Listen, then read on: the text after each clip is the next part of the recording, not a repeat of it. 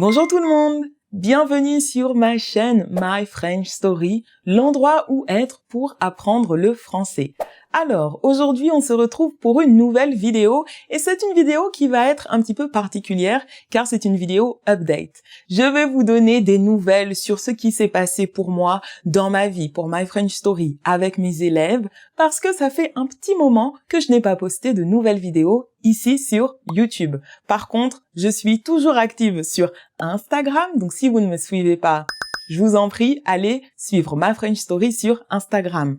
Aujourd'hui, je vais vous expliquer pourquoi j'ai quitté l'Australie. Je vais vous expliquer qu'est-ce qui va se passer pour My French Story à l'avenir et mes programmes de français. Vous allez tout savoir. J'espère que vous êtes prêts. C'est parti.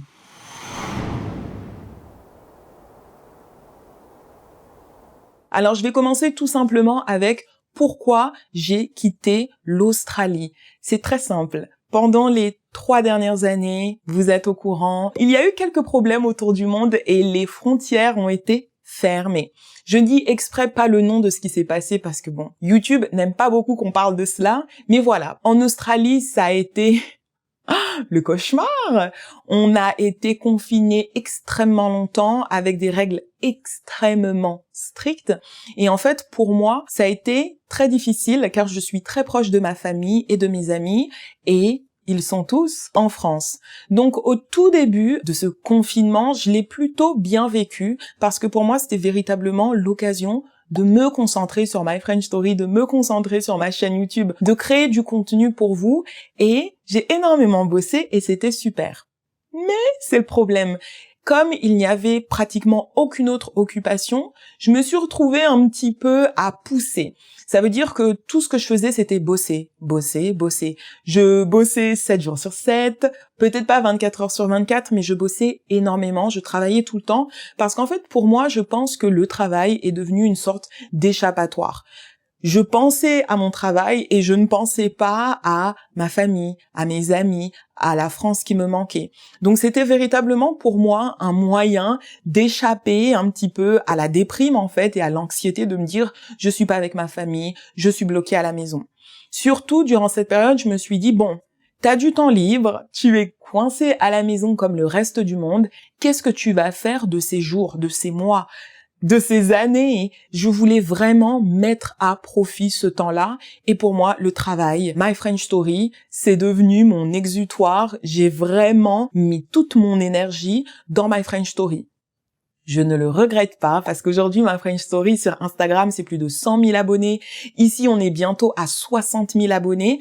Ma communauté a véritablement explosé durant cette période et je vous en suis très reconnaissante. Le seul bémol, c'est que comme je mettais toute mon énergie dans mon travail, eh bien, ma santé mentale en a un petit peu souffert parce que vous pouvez pas vous concentrer seulement sur une chose. C'est bien de faire du sport, de voir ses amis. Et en fait, pour moi, j'ai eu un comportement un petit peu, on va dire un peu obsessif sur le travail parce que je me disais, si tu arrêtes de travailler, si tu arrêtes d'être concentré, tu vas rentrer dans une dépression qui va être horrible. Enfin, j'avais véritablement peur, en fait, de me dire, bon, qu'est-ce que je fais de tout ce temps libre si je bosse pas, si je travaille pas sur mes projets perso. Donc, je me suis véritablement jetée à cœur perdu dans le boulot. Donc, le problème, c'est que voilà, mentalement, c'était difficile, je prenais pas beaucoup de pauses, je voulais pas prendre de pause, et en fait, mentalement, j'ai commencé à me dire, oulala, tu vas faire un burn-out, en fait. Donc, je fonctionnais à un très haut niveau, je bossais, mais à chaque fois, j'essayais de rester en dessous de la limite du burn-out pour ne pas en faire un, mais quand même, c'était pas quelque chose de sain, je ne le recommande pas, et c'est pour ça, voilà, que quand les frontières se sont réouvertes, j'ai décidé de revenir en France et pas de revenir juste pour 1 ou 2 semaines. J'ai décidé de revenir. Et c'est très particulier parce que j'adore vivre en Australie, mais je n'ai jamais, mais vraiment jamais eu ce sentiment où vous avez envie de quitter un pays.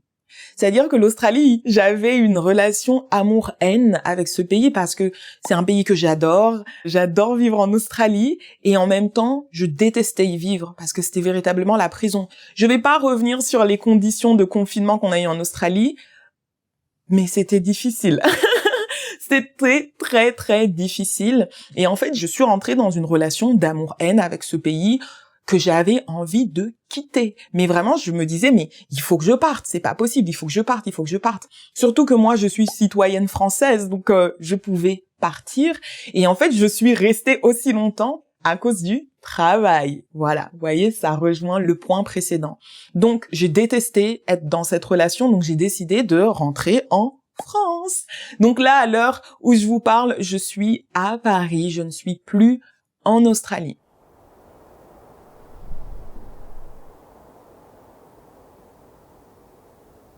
Pendant combien de temps vais-je rester en France, en Europe? Je ne sais pas. Donc pour le moment, j'ai décidé de rester, de profiter, de voir mes proches, de voyager en Europe, voyager aux États-Unis. J'ai hâte d'y aller d'ailleurs, d'y retourner. Mais pour le moment, voilà, l'Australie, on met ça entre parenthèses, je me concentre véritablement sur moi et mes envies. Et grâce à mon travail effectué en amont durant ces périodes un petit peu difficiles de confinement, j'ai tellement avancé sur My French Story que maintenant je suis véritablement créatrice de contenu, créatrice de programmes de français, ce qui me permet en fait de pouvoir voyager et travailler en fait de n'importe où dans le monde. Donc ça, c'est topissime.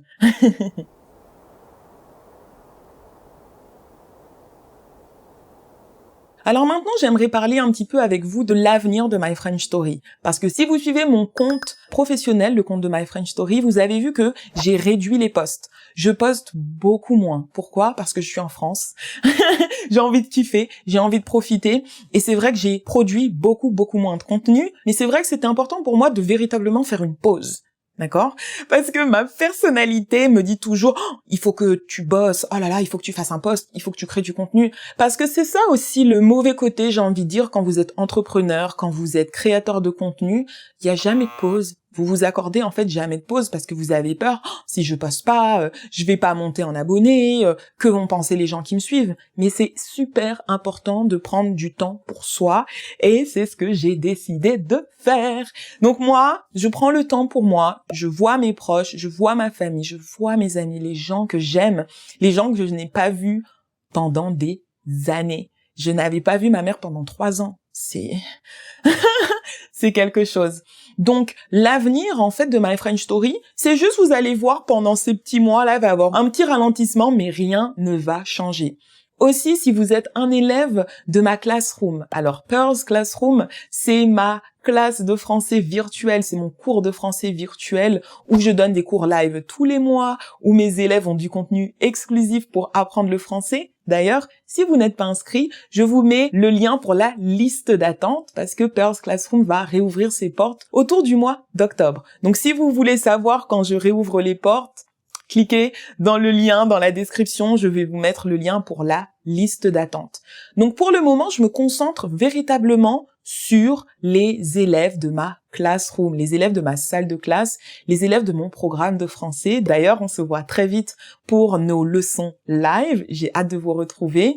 Donc voilà, pas grand-chose ne va changer à part que vous allez voir, il va y avoir un petit peu moins de contenu qui va arriver. Mais si vous êtes un élève de ma classroom, on se voit tous les mois, comme d'habitude, pour nos cours.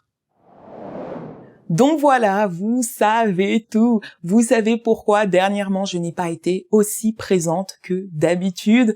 Je suis tout simplement rentrée en France pour être avec ma famille et mes amis. Je vous ferai signe quand je rentrerai en Australie, quand je retournerai en Australie, parce que bon, j'ai d'autres envies, j'ai envie d'aller voyager aux États-Unis, j'ai envie de bosser de nouveaux projets, mais ne vous inquiétez pas, je vous parlerai de tout ça en temps voulu. Également, ça m'a été énormément demandé des vlogs. Vous voulez absolument voir des vlogs. Donc, je vais commencer à faire plus de vlogs sur Instagram en format court et je vais également faire des formats un peu plus longs de vlogs que je mettrai ici sur YouTube. J'ai véritablement hâte de vous parler des projets auxquels je pense très vite. Merci beaucoup pour votre soutien. Je vous adore, j'adore vos messages. Si vous êtes un élève de ma classroom, on se voit pendant nos live trainings. Si vous avez des questions, n'hésitez pas à me poser toutes vos questions dans les commentaires. On se voit sur Instagram, on se voit également sur YouTube. Merci beaucoup tout le monde et salut!